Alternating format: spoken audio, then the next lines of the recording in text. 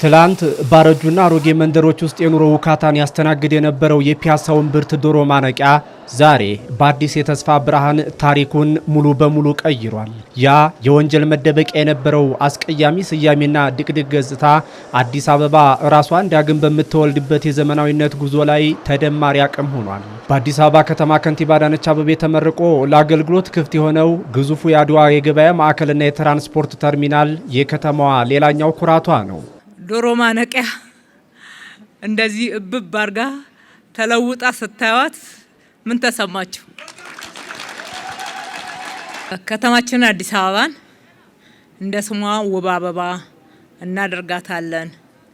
ከሌሎች ሀገራት ጋራ ተወዳዳሪ የሚሆን አገልግሎት ለሕዝባችን እንሰጣለን። በመሆኑም ስማርት ከተማ አድርገን መልሰን እንገነባታለን፣ እናዘምናታለን ስንል በተግባር በተጨበጠ ስራ ምላሽ እንደምንሰጥ እርግጠኞች ነበር።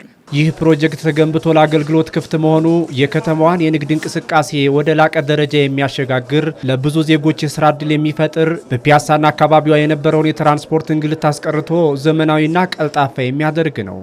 ከሁሉ በላይ ግን ትልቁና መሰረታዊ ጉዳይ እዚህ ቦታ ላይ የተሰራው ህዝባችን አብዛኛው የህዝብ ትራንስፖርት ተጠቃሚ ነው። እዚህ ቦታ ላይ አውቶቡስ ለመጠበቅ ታክሲ ለመጠበቅ የነበረው ትርምስ፣ መነጠቅ፣ ቦርሳ፣ ሞባይል እናቶች መጋፋት ሲያቅታቸው የተገፈታተሩ ሲያማርሩ ለኛ መልካም አይደለም። ያንን ማየት ጥሩ አይሆንም። ሁለተኛ በዚህ ስፍራ ላይ ፀሐይ ላይ አቧራ ላይ በክረምት ዝናብ ላይ ብርድ ላይ ቆሞ አውቶቡስ መጠበቅ ታክሲ መጠበቅ በጣም ከባድ ነው። በጣም ከባድ ነው። አብዛኛዎቻችሁ የምታውቁት ችግር እንደነበረ በሚገባ መናገር እችላለሁ። በሌላ በኩል ከፒያሳ አካባቢ ለተነሱ እነኚህ 101 የሚሆኑ የመሸጫ የመግዣ የመገልገያ ስፍራዎች እንድናስረክባቸው ተደርገዋል። የፒያሳው አዲሱ የገበያ ማዕከልና የትራንስፖርት ተርሚናል አዲስ አበባ እየተራመደችበት ያለው የኮሪደር ልማትና የመታደስ ጉዞ የት ሊያደርሳት እንደሚችል የሚያሳይ ሕያው ማሳያ ነው። ዶሮ ማነቂያ ወደ ውብ ስፍራነት መቀየሩ ከተማዋ አሮጌውን መልክ አውልቃ በምትኩ አዲሱንና ዘመናዊውን የብልጽግና ካባ እየደረበች ያለበት ይህ የልማት ስራ ውበትን ሳይሆን የተሟላ ሰብአዊ ክብርን፣ ደህንነትንና ምቾትን ለከተማዋ ነዋሪዎች ያበረከተ ነው።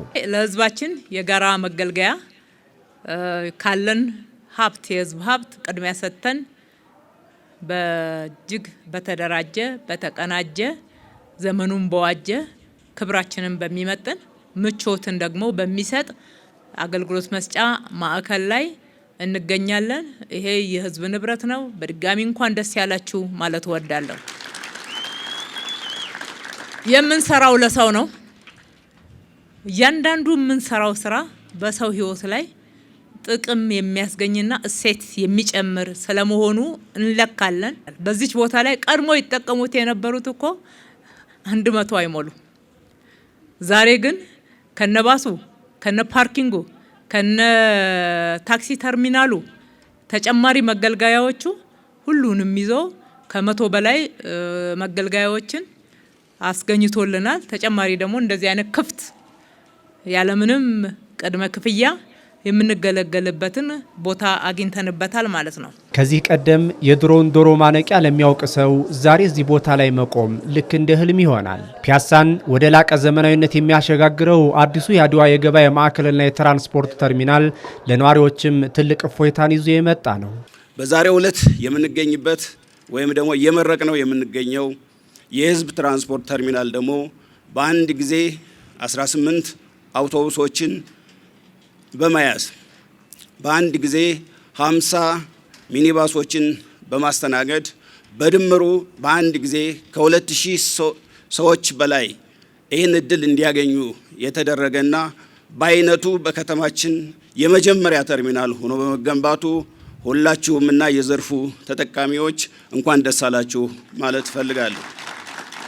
ይህ ትልቅ ፕሮጀክት በአጭር ጊዜ ውስጥ ተጠናቆ ለምረቃ መብቃቱ አዲስ አበባ ከአፍሪካ አልፎ በዓለም አቀፍ ደረጃ ተወዳዳሪ ወደ ሆነች ዘመናዊ ከተማ እያደረገች ላለው ፈጣን የለውጥ ጉዞ ሁለንተናዊነት ማረጋገጫ ይሆናል።